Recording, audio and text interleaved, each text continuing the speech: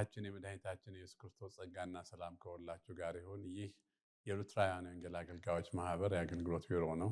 የኢትዮጵያ ቢሮ በዚች ምድር አገልግሎት ከጀመረ 28ኛ ዓመቱን ይዟል። ዓለም አቀፍ ድርጅት ነው እና በ55 ሀገሮች ላይ አገልግሎቱ ይካሄዳል። በአብዛኛው የመጽሐፍ ቅዱስን ትምህርት በተልእኮ ማስተማር ነው ዋና ስራችን።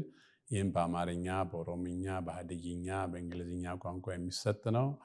ፍላጎት ያላቸው ሰዎች ትምህርቱን በነፃ መውሰድ ይችላሉ። መሰረታዊ የሆነ የክርስትና እምነት ነው። ከዚያም በልዩ ልዩ አርዕስት የጻፉ በማህበራዊ፣ በስነልቦናዊ፣ በጋብቻ፣ በልጆች አስተዳደግ በመሳሰሉት ሁሉ የጻፉ ልዩ ልዩ አርዕስቶች መጽሐፎች እናዘጋጃለን። እነዚህን ሁሉ ለመጠቀም አገልግሎታችን ቢሮ ብቅ በማለት ወይም በመደወል አገልግሎታችን ማግኘት ይቻላል ማለት ነው። በመላው ዓለም ቅድም እንዳልኩት በ55 ሀገሮች ቢሮዎች ያሉን። የኢትዮጵያ ቢሮ ከተመሰረተ 28ኛ ዓመቱ ነው። አሁን የእግዚአብሔርን ቃል አቀርብላችኋለሁ። በማርቆስ ወንጌል ምዕራፍ 10 ላይ የተጠቀሰ አንድ ታሪክ እናገኛለን። ይህም የአንድ ባለጸጋ ሰው ታሪክ ነው። ይሄ ባለጸጋ ወጣት ነው፣ ጎበዝ ነው፣ አለቃም ነው። በታሪክ ውስጥ እንደዚህ ተጠቅሷል። ይሄ ባለ ታሪክ ሰው ጎበዝ፣ አመጣጡ የሚያስደስት ነው። እየሮጠ ነው መጥቶ በጌታ ፊት ተንበርክኮ የሰገደለት በጌታችን በኢየሱስ ክርስቶስ ፊት። ይህ ሰው ብዙ ሀብትና ንብረት የነበረው ነው። እንደነበረው ደግሞ ሶስቱም ወንጌላውያን ይገልጻሉ። በአይሁድ ባህል ሀብት እና ንብረት የእግዚአብሔር ጸጋ መለኪያ ተደርጎ ይቆጠራል። በአገራችንም ቢሆን እገሌ ሀብታም ነው ከተባለ፣ ባለጸጋ ነው ከተባለ የእግዚአብሔር በረከት በእርሱ ጋር እንዳለ ነው። አይሁዶች ሀብት ከእግዚአብሔር መንግስት የሚያርቅ አይመስላቸው ነበር። ስለዚህ ይህ ባለጸጋ ጎበዝ ወደ ጌታ ቀርቦ የዘላለም ሕይወትን እንደወርስ ምን ላድርግ ብሎ ጌታን ጠይቆታል። ይህን ያለበት ምክንያት ምናልባት በገንዘቡ አንድ በጎ ስራ መስራት ፈልጎ ወይም በገንዘብ ኃይል የእግዚአብሔርን መንግስት ለመውረስ ፈልጎ ምን ላድርግ ብሎ ይጠይቃል። ይህ ሰው ትእዛዛትን ሁሉ አጠናቆ እንደሚጠብቅ ተናግሯል። ምዕራፍ ማርቆስ 10:20 ላይ ጌታ ትእዛዛትን ታውቃለህ፣ እነርሱን አክብር ሲለው ይህንንማ ከልጅነት ጀምሬ ጠብቄ ኖሬአለሁ ሲል ይመልሳል። ጌታም ወደደውና የዘላለማዊ ክብር ተቋዳሽ ሊያደርገው ፈልጎ ያለህን ሁሉ ሽጥና ተከተለኝ አለው። ምክንያቱም የጥያቄው አቀራረብ ትእዛዛትን የጠበቀ በመሆኑ ከዚህም በላይ ለመሄድ ፈልጎ ጥያቄ ያቀረበ ይመስላል። ጌታም የሰውየውን መልስና ሁኔታ ካየ በኋላ ስለወደደው ነው አንድ ነገር ጎደለህ፣ ሄደህ ያለህን ሁሉ ሸጠህ ለድሆች ስጥ፣ በሰማይ መዝገብ ታገኛለህ፣ መስቀሉን ተሸክመ ተከተለኝ ሲለው እናያለን። ማርቆስ 10:21 ላይ ሰውዬው የፈለገው የዘላለምን ሕይወት በገንዘቡ ለማግኘት ነበር። ጌታችን ኢየሱስ ክርስቶስ ግን የፈለገው የሰውየውን ገንዘብ ሳይሆን ሰውየውን ራሱን ነው። ምክንያቱም በአነጋገሩ ወዶታል። ስለ መግዛት ከሆነ ያለህን ሁሉ ሽጥና ተከተለኝ አለው። ይህን መሬትን፣ ቤትን፣ እርሻን፣ ከብቶችን፣ ሌሎችንም ብር፣ ወርቅ ሊኖረው ስለሚችል ሁሉንም ትቶ እንዲከተለው ነው ጌታ የነገረው። ስለ መግዛት ከሆነ የመንግስት ሰማያት ዋጋ እጅግ ብዙ ነው። በብርና በወርቅ ብዛት አይገኝም። መጽሐፍ ቅዱስ እንደሚነግረን በአንደኛ ጴጥሮስ ላይ ከአባቶቻችሁ ከወረሳችሁት ከከንቱ ኑሯችሁ በሚያልፍ ነገር በብር ወይም በወርቅ ሳይሆን ነውርና እድፍ በሌለው በክቡር ክርስቶስ ደም እንደተዋጃችሁ ታውቃላችሁ ነው የሚለው። መንግስተ ሰማያት በእምነት የምንቀበላት እንጂ የምንገዛት አይደለችም። የምትሰጥ እንጂ የምትሸጥ አይደለችም፣ ወይንም የምትገዛ አይደለችም። ነፃ ስጦታ ስለሆነች ጌታ በእምነት የምንቀበላት ናት። ጌታ ስለዚህ ነገር ሲናገር የእግዚአብሔር መንግስት እንዲህ የማይቀበላት ሁሉ ከቶ አይገባባትም አለ። ባለጸጋው ጌታ የተሰጠው መልስ ከጠበቀው ስለሆነበት ፊቱ ጠቆረ፣ እያዘነም ሄደ ይላል ማርቆስ 10:22 ላይ። ጌታ ባለጸጋውን ሸጠህ ተከተለኝ ያለው ገንዘብ ፈልጎ ሳይሆን ልቡ ከሀብቱ ጋር ወደኋላ እንዳያስቀረው ቆርጦ ጌታን እንዲከተል ፈልጎ ነው። ስለዚህ ጌታ ሲናገር እርፍ ይዞ ወደኋላ የሚመለከት ለእግዚአብሔር መንግስት የተገባ ሊሆን አይችልም ብሎ ተናገረ። ዛሬም ቢሆን የብዙዎቻችን ፈተና ከሀብትና ከንብረት ጋር የተያዘ ነው። የቤተ ክርስቲያን አስራትና መባ እንኳን በታማኝነት መስጠት የሚከብደን ሰዎች አለን። ገንዘብ እያለን የታመሙ የተቸገሩን እያየን እናልፋለን። ከዚያም አልፎ በሆነ ዘዴና መንገድ ተጠቅመን የሌሎችን ሀብት ለመውሰድና የራሳችን ወይም የግላችን ለማድረግ እንመኛለን። በእነዚህ ሁሉ እግዚአብሔር እንደሚታዘበን እንደዚህ ባለጸጋ የወደቅን መሆናችንን መረዳት ይኖርብናል። አስተሳሰባችን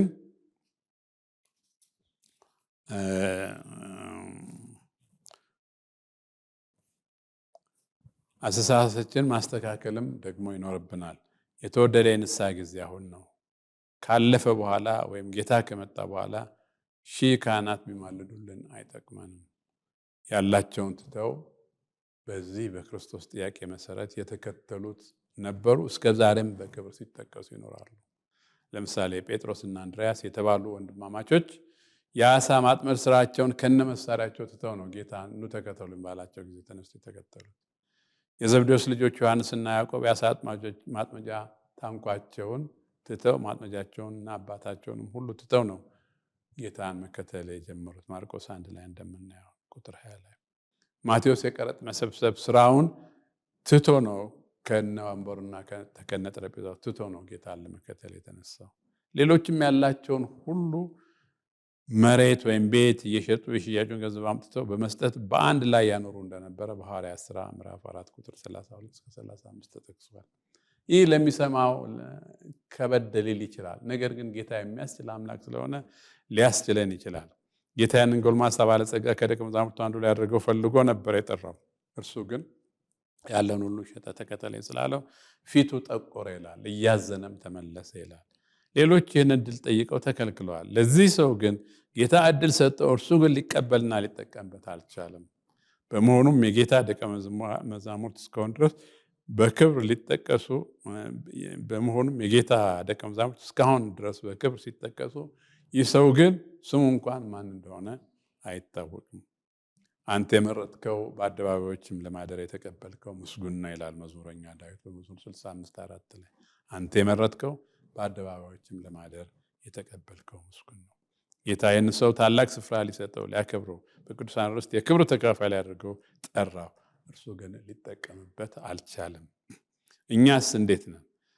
በዚህ ሰው ልንፈርድ እንችል ይሆናል። ነገር ግን ዛሬ ስለ ገንዘብ ሲነሳ የሚከብደናለን። እንኳን ንብረታችን አስራት በኩራታችን የምንነፍጋለን። መባ ስንሰጥ አነስተኛ መርጠን የምንሰጣለን። ንፉግነት፣ ስስት የሚመጣው ባለማመን ነው። ብሰጥ ይጎልብኛል ብለን ስለምንፈራ ነው፣ ስለምናስብ ነው። ጌታ የድሃይቱን መበለት አነስተኛ ስጦታ እንዳከበረላት እኛም በሙሉ ልብ ልንሰጥ ይገባናል። የደህንነታችን መሰረት ተግባራችን ወይም ገንዘባችን ቢሆን ኖሮ የደህንነታችን መሰረት ተግባራችን ወይም ገንዘባችን ቢሆን ኖሮ ስንቶቻችን በእግዚአብሔር ፊት መቆም እንችል ነበር። ነገር ግን የደህንነታችን መሰረት ጌታችን ኢየሱስ ክርስቶስ ነው እንጂ ስራችን አይደለም። ኤፌሶን 2:8 ላይ ጸጋው በእምነት አድኗችኋል ይላል።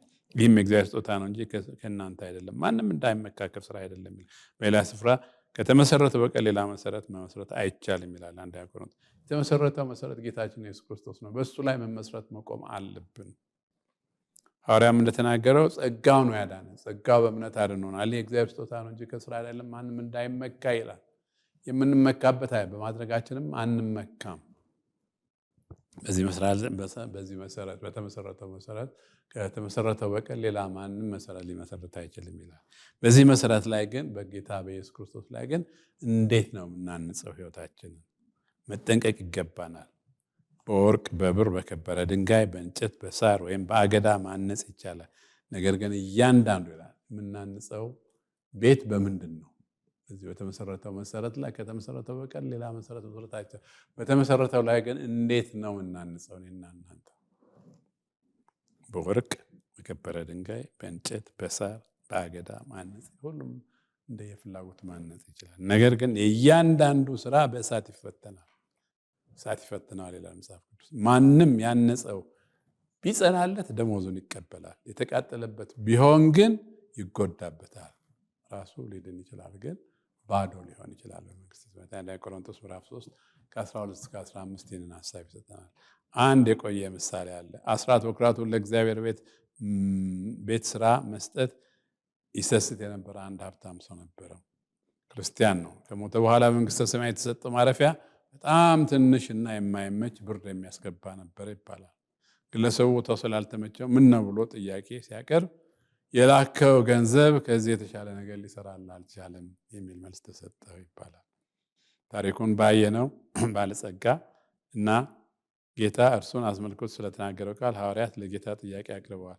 ይህ የመጀመሪያ ጊዜያቸው ስለነበረ ያነሱት ጥያቄ ሊሆን ይችላል። ጌታ ስለ ባለጸጋው ሲናገር ለባለጸጋው ወደ እግዚአብሔር መንግስት መግባት ጭንቅ ነው አለ። ማርቆስ 10:23 ላይ እንዳየነው በገንዘብ ለሚታመኑ ወደ እግዚአብሔር መንግስት መግባት እንደ ጭንቅ ነው ይላል ማርቆስ 10:24 ላይ። ባለጸጋ ወደ እግዚአብሔር መንግስት ከሚገባ ግመል በመርፌ ቀዳዳ ቢያልፍ ይሻላል ይላል ማርቆስ 10:25 ላይ። ከዚህ አባባሉ የተነሳ ደቀ መዛሙርቱ እንግዲያውስ ማን ሊድን ይችላል ተባብለው እርስ በርሳቸው ተያየቁ። ኢየሱስም ተመለከታቸውና ምን አላቸው? ይህ በእግዚአብሔር ዘንድ እንጂ በሰው ዘንድ አይቻልም። በእግዚአብሔር ዘንድ ሁሉ ይቻላል።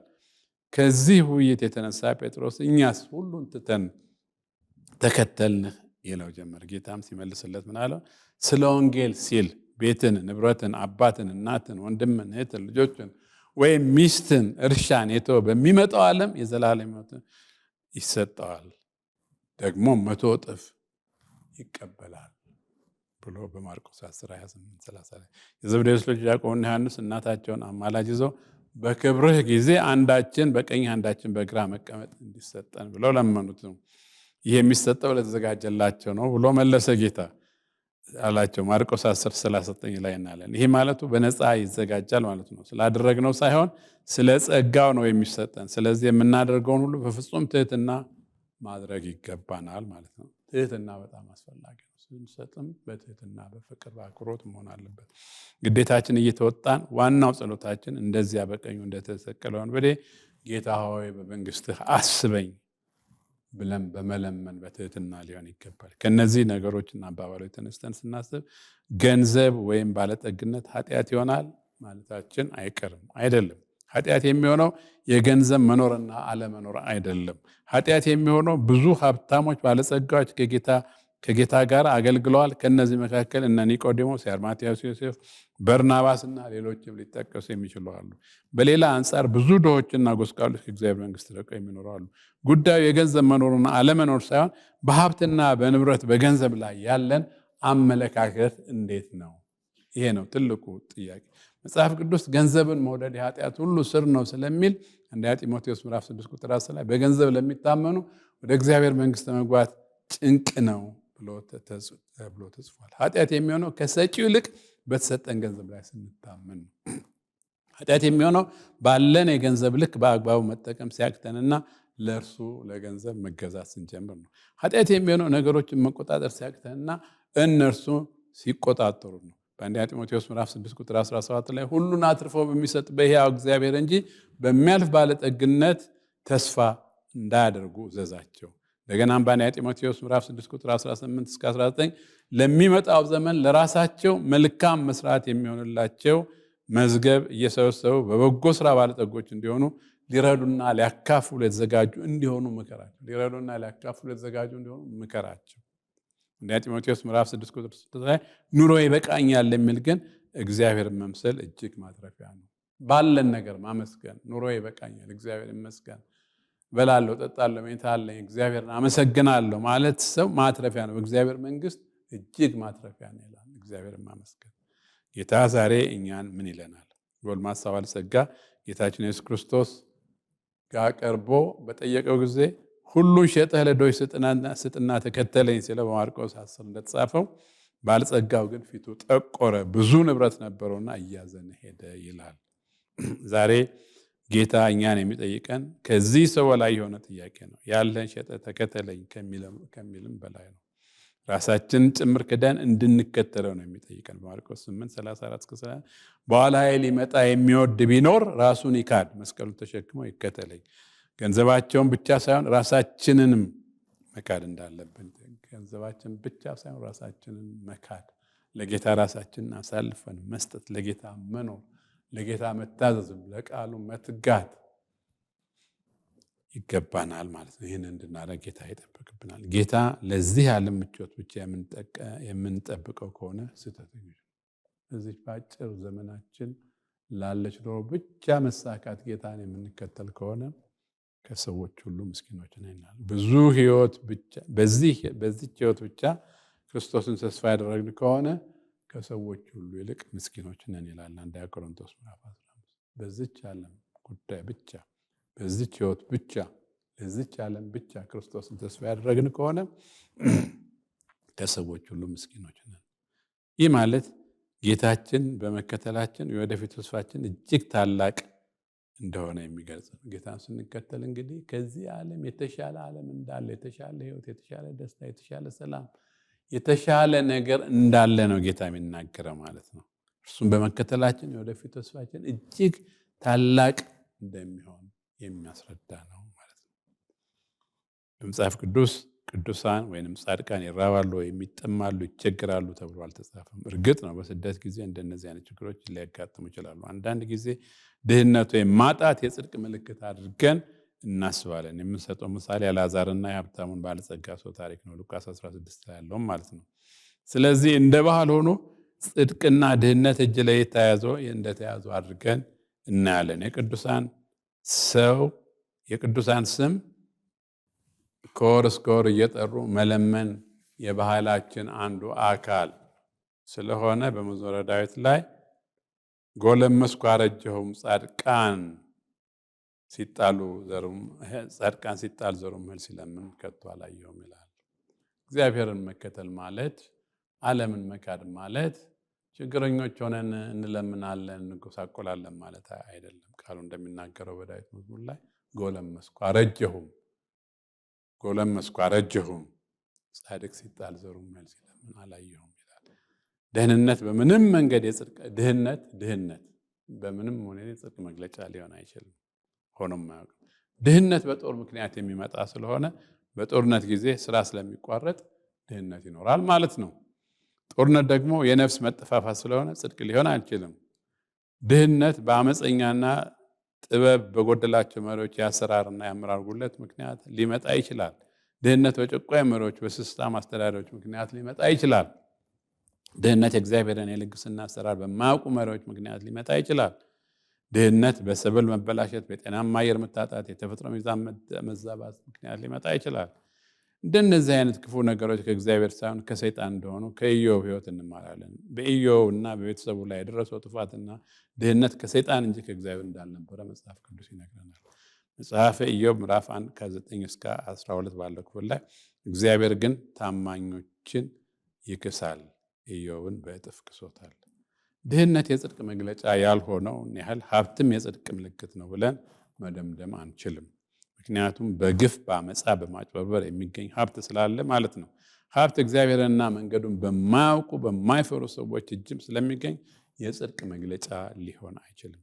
ነገሮች ሁሉ እንዲህ ከሆኑ ታዲያ ክርስትና ምንድን ነው? ክርስትና ከማግኘት ከማጣት ከሁኔታዎች ሁሉ በላይ መኖር መቻል ነው። እንግዲህ ምንድን ነው የምንለው? ክርስትና ምንድን ናት ብለን ስንጠይቅ ክርስትና ከማግኘትም ከማጣትም ከሁኔታዎች ሁሉ በላይ ሆኖ መኖር መቻል ነው። በማናቸውም ሁኔታ ውስጥ ክርስቶስን እየቀደሱ መኖር የክርስትና ሕይወት ብቸኛ መግለጫ ነው። በማናቸውም ሁኔታ ውስጥ ብንሆን ክርስቶስን እየቀደስን መኖር የክርስትና ሕይወት ብቸኛ መግለጫ፣ ከማግኘት ከማጣት በላይ አምላክን እየቀደሱ መኖር ነው። በፊልጵስዩስ 4:12 ላይ መዋረድን አውቃለሁ፣ መብዛትን አውቃለሁ፣ በእያንዳንዱ ነገር በነገር ሁሉ መጥገብንና መራብን መብዛትንና መጉደልን ተምራለሁ፣ ኃይልን በሚሰጠኝ በክርስቶስ ሁሉን እችላለሁ። ስለዚህ እግዚአብሔር ሰዎች መግለጫ ማግኘት ወይም ማጣት ሳይሆን እግዚአብሔር ባስቀመጠን ስፍራ በታማኝነት መገኘት ነው። የእርሱ ፈቃድ በሙሉ ልብ መፈጸም ነው።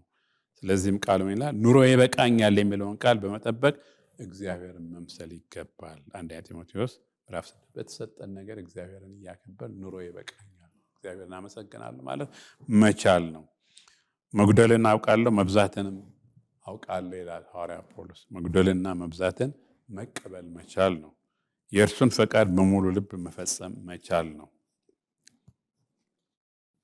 መዋረድን አውቃለሁ ማብዛትንም አውቃለሁ፣ በእያንዳንዱ ነገር በነገር ሁሉ መጥገብንና መራብን መብዛትንና መጉደልን ተምራለሁ፣ ኃይል በሚሰጠኝ በክርስቶስ ሁሉን እችላለሁ ይላል ፊልጵስዩስ 4:12 ላይ። ስለዚህ ስኬት ምንድን ነው? ስኬት የተግባር ውጤት ነው። ስኬት ለሰው ልጆች ምድራዊ ሕይወት አስፈላጊ የሆነ ነው። ሕይወታችን ለቁም ነገር ለማብቃት ለምናደርገው የስኬት ጥረት የእግዚአብሔር እርዳታ አስፈላጊያችን ነው። እጅን አጥፎ በመቀመጥ በመቆዘም የሚገኝ ስኬት የለም። ስኬት በእግዚአብሔር እግዚአብሔር የድካምን ፍሬ ሲባርክልና ፍጻሜን ሲያስተካክልል ነው። ስኬት በህይወት ጅማሬና አካሄድ ላይ ተመስርቶ በሂደት የሚደረስበት በትዕግስት የሚደረስበት እንጂ ቅጽበታዊ ስኬት የለም። ያልሰራና ያልዘራ ገበሬ አያጭድም፣ ያላጠና ተማሪ አያልፍም። እውቀት ወይም ትምህርት ካልተሰራበት ወደ አለምነው ግብ አንደርስም። እውቀት ወደ ፈለግነው ግብ የሚያደርሰን መሳሪያ እንጂ በራሱ የመጨረሻ ግብ አይደለም። የሚከፈል እውቀት ስላለ ሳይሆን በእውቀት ምክንያት ስለምታስገኘው የስራ ውጤት ነው። እውቀት በጥንቃቄ ካልተያዘ ያስታብያል፣ ፍቅር ግን ያንጻል ይላል መጽሐፍ ቅዱስ። ፈተና በማንኛውም ክንዋኔ ውስጥ ፈተና አለ። በህይወታችን የሚያጋጥሙን ፈተናዎች መሻገሪያዎች እንጂ መኖሪያችን አይደሉም። በችግር ላይ በማላዘን ጊዜን ማባከን አይገባም። ወደ ፈተና አታግባን ብንልም ፈተና አይቀርም። ስኬት የእግዚአብሔር መንግስትን ስንፈልግ የሚጨመርልን በረከት ነው እንጂ የህይወታችን የመጨረሻ ግብ አይደለም። በአገራችን አባባል እንቅልፍና ሀብት አውቆ ሲመጣ ነው ይባላል። የህይወታችን ዋነኛ ዓላማ ቤትና መኪና ሳይሆን የእግዚአብሔር ዓላማ በህይወታችን መፈጸም መቻል ነው። ለዚህ ደግሞ ሊመጣ ወይም ሊያስከትል የሚችለውን ውጤት አጥርቶ አርቆ የማየት አይን ወይም ቪዥን ሊኖረን ይገባል። አይንህ ታማሚ ከሆነ ሰውነት ሁሉ የጨለማ ይሆናል። መጽሐፍ ቅዱስ ማቴዎስ 6:23 ላይ ከእግዚአብሔር የሆነ ስኬት እንዴት አይነት ነች ብንል ለክርስቶስ አማኞችና ተከታዮች የምታስፈልገን ከእግዚአብሔር የሆነ ስኬት ምንድናት ብለን ብንጠይቅ የይሁዳ ንጉሥ ዖዝያን የአባቱን የአሜስያስን ዙፋን የወረሰው በ16 ዓመቱ ሲሆን በኢየሩሳሌም ለ52 ዓመት ነግሷል። ሁለተኛ ዜና ላይ እናነባለን ከ26 ላይ ዖዝያን አባቱ አሜስያስ እንዳደረጉ ሁሉ በእግዚአብሔር ቅን ነገር አደረገ። እግዚአብሔርም ይፈልግ ዘንድ ልብ አደረገ፣ እግዚአብሔርም ነገሩን አከናወነለት። ስኬት የነገሮች መከናወን ነው። የእግዚአብሔር ቃል በነቢዩ በአዛርያስ በኩል ለንጉሱ ለአሳ እንደመጣለት ይናገራል። ሁለተኛ ዜና ላይ ምዕራፍ 15 ቁጥር 1 ላይ በዚህ ቃል ነቢዩ ለንጉስ አሳ እንዲህ ይለዋል፣ የይሁዳና የብንያም ሁሉ ሆይ ስሙኝ፣ እናንተ ከእግዚአብሔር ጋር ስትሆኑ እርሱ ከእናንተ ጋር ነው። ብትፈልጉት ይገኝላችኋል፣ ብትተውት ግን ይተዋችኋል። ከዚህ የምንረዳው ስኬት ከእግዚአብሔር ጋር መሆን ማለት ነው። እምነት ባለበት ፍቅር አለ፣ ፍቅር ባለበት ሰላም አለ፣ ሰላም ባለበት እግዚአብሔር አለ፣ እግዚአብሔር ባለበት ሁሉ ነገር አለ። ስኬት ማለት ይሄ ነው። በሌላ መልኩ ስኬት የነገሮች መስላት ወይም መደላደል ነው። ይሁዳና በኢየሩሳሌም የምትኖሩ ስሙኝ፣ በአምላካችሁ እግዚአብሔር ታመኑ ትጸናላችሁ፣ በነቢያቱም እመኑ ይሰላላችኋል ይላል። ሁለተኛ ዜና 20 ሕዝቅያስ በአምላኩ በእግዚአብሔር ፊት መልካምና ቅን ነገርን እውነትን አደረገ። በጀመረው ስራ ሁሉ አምላኩን ለመፈለግ ፍጹም ልብ አደረገ፣ ተከናወነለት፣ ተቃናለት፣ ፕሮስፐር አረገ ይላል መጽሐፍ ቅዱሳችን። ሌሎች የብሉይ ኪዳን ቅዱሳንን ስንመለከት ሁሉን አይነት ህይወት እንደኖሩ ነው የምናየው። መንግስተ ሰማያት ከሁሉም አይነት የሰዎች መረብን ትመስላለች ተብሎ እንደተጻፈ ማቴዎስ 13:44 ላይ ሙሴ በፈርዖን ቤተ መንግስት አደገ፣ ነገር ግን የንጉሥ የልጅ ልጅ ተብሎ መጠራትን ናቀና ከእግዚአብሔር ሕዝብ ጋር መሰደድን መረጠ። እነ ጌዲዮን፣ ዮፍታሔ፣ ባርቅ፣ ዳዊት፣ ሳሙኤል መንግስታት ድል የነሱ ብዙም ምርኮ የሰበሰቡ ነበሩ። ዳንኤልና ጓደኞች አንበሶቹን አፍ የዘጉ የእሳትን ኃይል የተቋቋሙ እና ያጠፉት ከሰይፍ ስለት ያመለጡ ናቸው። ሌሎች ደግሞ እስከ ሞት ድረስ የተደበደቡ፣ መዘበቻ የሆኑ የተገረፉ፣ በእስራት በወህኒ የተፈተኑ፣ በድንጋይ ተወግረው የሞቱ፣ በመጋዝ የተሰነጠቁ፣ በሰይፍ ተገለው የሞቱ፣ ሁሉን እያጡ መከራን እየተቀበሉ እየተጨነቁ የፍየልና የበግ ሌጦ ለብሰው ኖሩ። በምድረ በዳ በተራራ በጉድጓድ የተጣሉ ተቅበዝበው የኖሩ ነበሩ ይላል ዕብራውያን 11 ላይ ስለ ቅዱሳን ሴት። ሁሉም ግን ከሁኔታዎች በላይ ስለነበሩ በምድር ላይ እንደ እንግዶችና እንደ መጻተኞች አድርገው ራሳቸውን ቆጠሩ። እነዚህ ሁሉ የሚያሳዩ ክርስትና ወይም የእግዚአብሔር ሰዎች ከነገሮች ከሁኔታዎች በላይ መሆን መቻላቸውን፣ የእርሱን ፈቃድ መፈጸም መቻላቸውን ነው። በብሉይ ኪዳን ውስጥ ጥላ፣ በአዲስ ኪዳን አካል የሆነው የእስራኤል ምድረ በዳ ሙሴን እስራኤሎች ምን አሉት? እንጀራ የለም፣ ሰውነታችን ቀላል እንጀራ ተጸየፈ፣ ለምን ከግብፅ አወጣህን ብለው ሐዘናቸውን በገለጹ ጊዜ እግዚአብሔር ተቆጥቶ የምድረ በዳ እባብ እንደነደፋቸው እናያለን። እግዚአብሔር እባብ ሰርተ ኢላማ ላይ ስቀል፣ የተነደፈውን ሁሉ ያየ ያንን እባብ ሲያይ በሕይወት ይኖራል ብሎ እንዳዳናቸው በመስቀል ላይ ተሰቅሎ ከዘላለም ሞት ያዳነን ጌታችን ኢየሱስ ክርስቶስ ነው። ሙሴ በምድረ በዳ እባብን እንደሰቀለ እርሱ የሚያምኑ ለዘላለም ሕይወት እንዲኖር እንጂ እንዳይጠፋ የሰው ልጅ ለሰው ልጆች ደህንነት ሲል የተሰቀለ እውነተኛ አካል ጌታችን ኢየሱስ ክርስቶስ ነው። ዘዳግም 18:16 አምላክ እግዚአብሔር ከወንድሞች መካከል እንደኔ ያለ ነቢይ ያስነሳልናል እርሱን ታደምጠዋለህ የተባለለት ጌታችን ኢየሱስ ክርስቶስ ሙሴን አይነት አምላክ እግዚአብሔር ከወንድሞች መካከል እንደኔ ያለ ነቢይ ያስነሳልሃልና እርሱን ታደምጠዋለህ የተባለለት ጌታ የናዝሬቱ ኢየሱስ የምንለው ጌታችን ኢየሱስ ክርስቶስ ነው። የቢዖር ልጅ ምን አለ ስለ ጌታችን ሲናገር አየዋለሁ አሁን ግን አይደለም፣ እመለከተዋለሁ በቅርብ ግን አይደለም፣ ከያዕቆብ ኮከብ ይወጣል ከእስራኤል በትር ይነሳል ብሎ ስለ ኢየሱስ ተናግሯል። እኔ ዳዊት ስርና ዘር ነኝ የሚያበራም የንጋት ኮከብ ነኝ ያለው ጌታችን ኢየሱስ ክርስቶስ ነው። ያዕቆብ አባታችን ከቤርሳቤህ ተነስቶ ወደ ካራን ሲጓዝ በመንገድ ላይ ባደረበት ስፍራ ባየው ራእይ ከምድር እስከ ሰማይ ተዘርግቶ መላእክት ይወጡበትና ይወርዱበት የነበረ መሰላል ማን ነው? ጌታችን ኢየሱስ ክርስቶስ ነው። ስለዚህ አሁንም ወደ አብ የሚያደርሰን እውነተኛ መሰላል መንገዳችን ጌታችን ኢየሱስ ክርስቶስ። ጌታችን ኢየሱስ ክርስቶስ በምድር አገልግሎቱ ከጠራቸው ደቀ መዛሙርት አንዱ ናትናኤል ነው። እርሱ ከተጠራበት የኢየሱስ ቃሎች አንዱ እውነት እልሃለሁ ሰማይ ሲከፈት የእግዚአብሔር መላእክት በሰው ልጅ ላይ ሲወጡና ሲወርዱ ታያላችሁ አለው። ኢሳይያስ ከጌታ በፊት 700 ዓመት የኖረ ነቢይ ነው። እርሱ ካያቸውና ከተናገራቸው ራእዮች መካከል የሚከተለውን ስለ ጌታችን ስለ ኢየሱስ ክርስቶስ ተናግሯል። እነሆ ድንግል ትጸንሳለች፣ ወንድ ልጅም ትወልዳለች፣ አለቅነትን በጫንቃው ላይ ይሆናል፣ ስሙም ድንቅ መካር፣ ኃያል አምላክ፣ የዘላለም አባት፣ የሰላም አለቃ ተብሎ ይጠራል ይላል ኢሳይያስ 9:6። በትንቢተ ዳንኤል በምናየው ታሪክ ላይ ሲድራቅና ሚሳቅ አብደናጎም አናንያ አዛርያ ሚሳኤል የተባሉት ናቸው። በንጉሥ ናቡከደነፆር ወደ እሳት በተጣሉ ጊዜ ከእነርሱ ጋር የነበረው የአምላክ ልጅ ጌታችን ኢየሱስ ክርስቶስ ነው። አንቺ ቤተልሔም ኤፍራታ ሆይ ከእስራኤል ገዢዎች የእስራኤል ገዢ ከአንቺ ይወጣል የተባለለት ስለ ጌታችን ስለ ኢየሱስ ክርስቶስ መምጣት ነው። ስለዚህ የብሉይ ኪዳን ጥላና የአዲስ ኪዳን አካል የሆነው ጌታችን ኢየሱስ ክርስቶስ ተከታዮች በስጋ የተገለጸውን ጌታ ምድራዊ ሕይወት እያዩና እርሱን መስለው እንደኖሩ እናያለን። እኛም ይህንኑ ምሳሌ ልንከተል ይገባል ማለት ነው። ጌታን በምድራዊ ሕይወታችን እያየን እርሱን መስለን ልንከተል ይገባል። በዚህ ሕይወት እርሱን እያስከበርንና እያከበርን ከኖረን እናንተ የአባቴ ብሩካን ዓለም ሳይፈጠር በፊት ወደ ተዘጋጀው ሰማያዊ መንግስት ግቡ ብሎ የሚቀበለን ነው። ይህ እንዲሆንልን ቅዱስ መንፈሱ ይርዳን። አሜን።